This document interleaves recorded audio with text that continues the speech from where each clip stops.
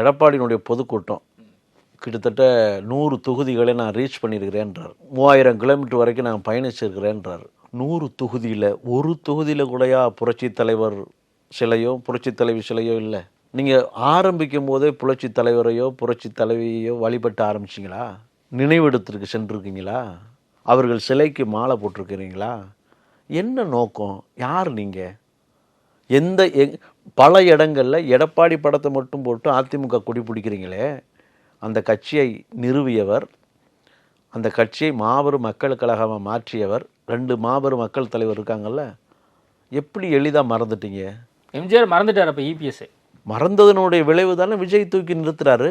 இன்றைக்கி குய்யாமையான்னு கத்துனதுனால என்ன பிரயோஜனம்? யார் தூக்கி பிடிக்கணும்? எந்த கட்சி புரட்சி தலைவரை மாபெரும் பிம்பமாக காட்டணும்?